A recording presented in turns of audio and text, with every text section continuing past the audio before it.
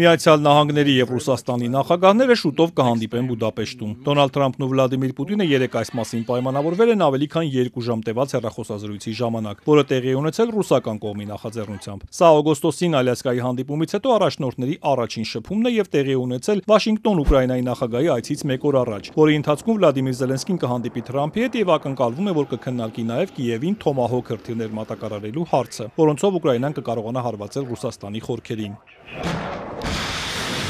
Պուտինի օգնականը հայտնել է, որ առաջնորդները պայմանավորվել են անմիջապես սկսել հանդիպման նախապատրաստումը։ Յուրի Ուշակովի խոսքով հատուկ անդրադարձ է եղել ուկրաինական ճգնաժամին։ Պուտինն ընդգծել է, որ Ռուսաստանը շահագրգռված է խնդրի խաղաղ կարգավորմամբ։ Անդրադարձ է եղել նաև Ուկրաինային Թոմահոք հրթիռներ մատակարարելու հարցին։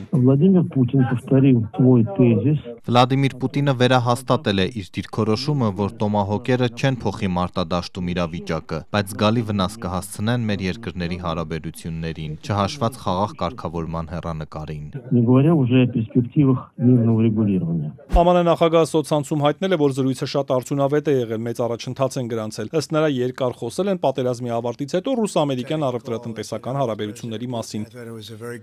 Նաև հաստատել է, որ Բուդապեշտում հանդիպում է նախատեսվում։ Ավելի ուշ Թրամփը լրագրողներին հայտնել է, որ երկու երկրների արտգործնախարարները շուտով կհանդիպեն պատրաստելու առաջնորդների հանդիպումը, որը տեղի կունենա առաջիկա 2 շաբաթում։ Լրագրողները հետաքրքրվել են Ռուսաստանի նախագահը փորձել է համոզել, որ ԱՄՆ-ն Ուկրաինային չտրամադրի Թոմահոկներ։ Սպիտակ տան ղեկավարն ասել է, որ Պուտինին հարցրել է. արդյոք դեմ կլինի, եթե ԱՄՆ-ն այդ հրթիռներից տրամադրի Կիևին։ Պուտինին սակայն դուր չի եկել գաղափարը։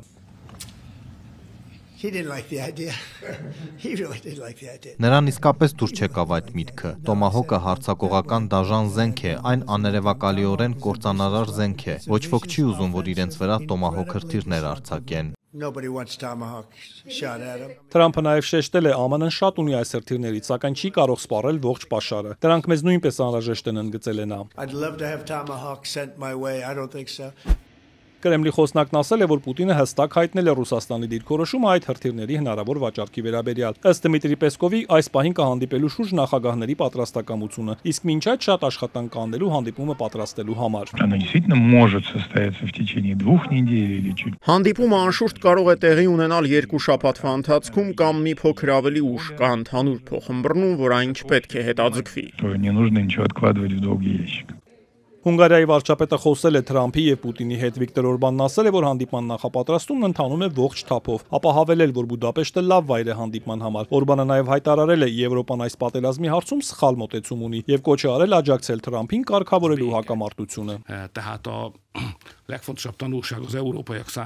Եվրոպացիների համար ամենակարևոր դասն այն է, որ մեր գործողությունները սխալ են։ Մեզ անհրաժեշտ է խաղաղության ռազմավարություն։ Պետք է օգնել Ամերիկայի նախագահին եւ դրան զուգահեռ պետք է բացվի նաեւ Եվրոպա-Ռուսաստան դիվանագիտական անկախ խողովակ։ Իսկ ինչպես է Պուտինն այցելելու Բուդապեշտ, եթե միջազգային քրեական դատարանը, որի անդամ է Հունգարիան, նրան ձերբակալելու օրդեր է տվել։ Դատարանի անդամակցությունից հրաժարվելու փուլում գտնվող Հունգարիայի արտգործնախարարը վստահեցրել է, ոչ մի խնդիր չի լինի։ Մենք կապահով ենք, որ Պուտինը մուտք գործի Հունգարիա, հաջող բանակցի այստեղ, ապա վերադառնա տուն։ Որևէ մեկի հետ խորհրդակցության կարիք չկա։ Մենք ինքնիշխան երկիր ենք։